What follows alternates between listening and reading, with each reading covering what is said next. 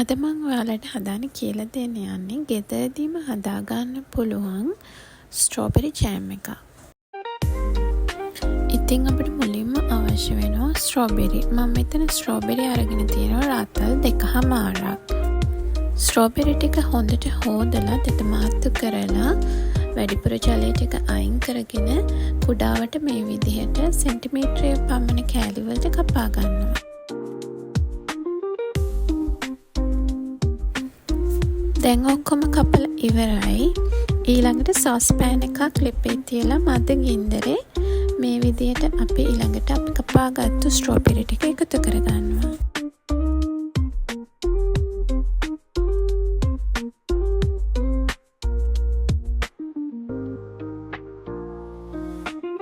ඊළඟට අපි මෙෂරින් කප් එකකින් එකක්, ඒ කියන්නේ අවුන්ස් 8ක් එහෙම නැත්නම් ග්‍රෑම් 250ක් වගේ ගන්න පුළුවන් දුඹුරු සීනි හරි.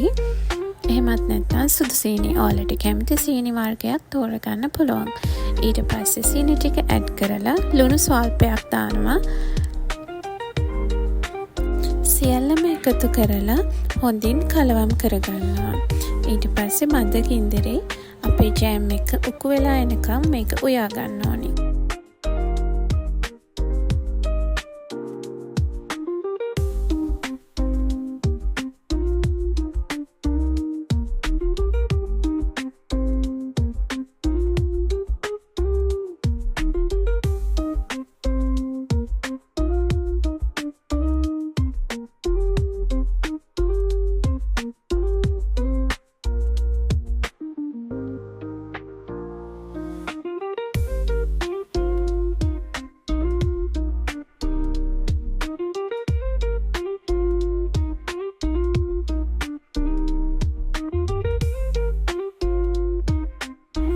දැන් මේ ස්ට්‍රෝබෙරි ටික හොඳින් නටනවා. ඒ වෙලාවේදී ඔයාලට පේනවා පෙන ඇවිල්ලා තියෙනවා. මේ පෙන ටික අපි අයින් කරගන්න ඕනේ. දැන් අපි පෙන ටික අයින් කරගමු.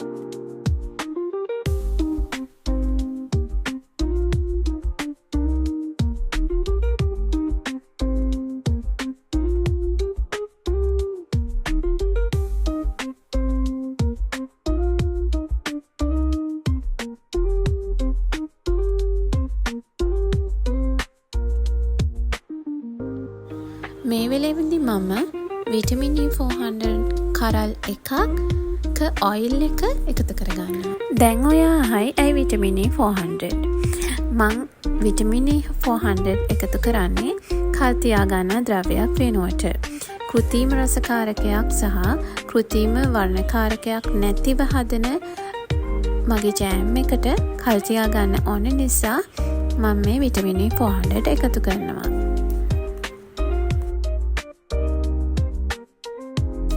මේ විදිහට හදන ජෑම් එක ඔයාට සති 2-3ක් යනකම් ෆ්‍රිජ් එකේ තියාගන්න පුළුවන්.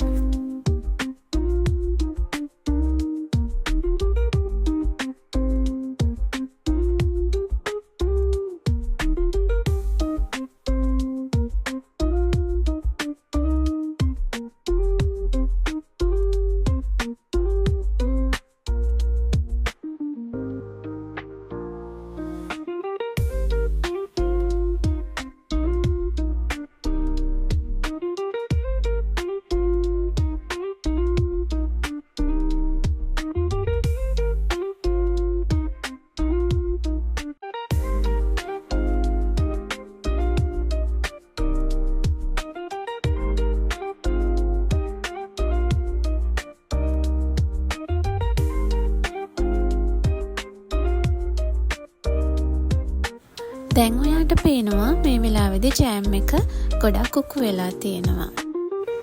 ඊළඟට ඉන්නේ මං ආසම වෙලාව. පුංචි අයට මේකේ රස බලන්න දෙනකම්.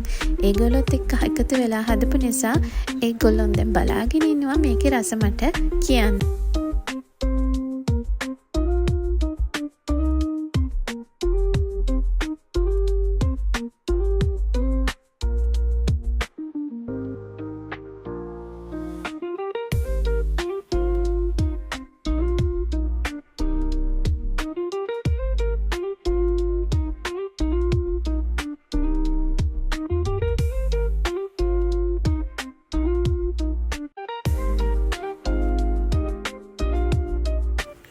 ඊළඟට මම හොඳින් පිරිසිදු කරගෙන තම්බ ගත්තු ජෑම් බෝතලයක් අරගෙන ඒ ජෑම් බෝතලෙට මං හදාගත්තු ජෑම් එක එකතු කරගන්නවා. ඕගොල්ලොත් හදලා බලලා රස මටත් කියන්න. ගිහින් එන්නම්. සුබ දවසක්.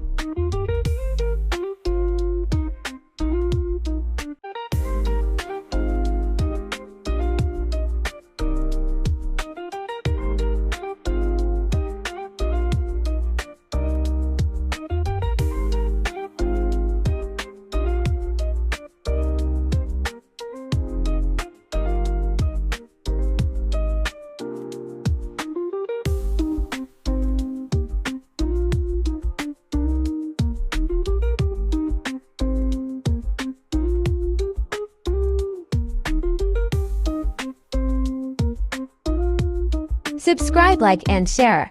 Thank you for watching.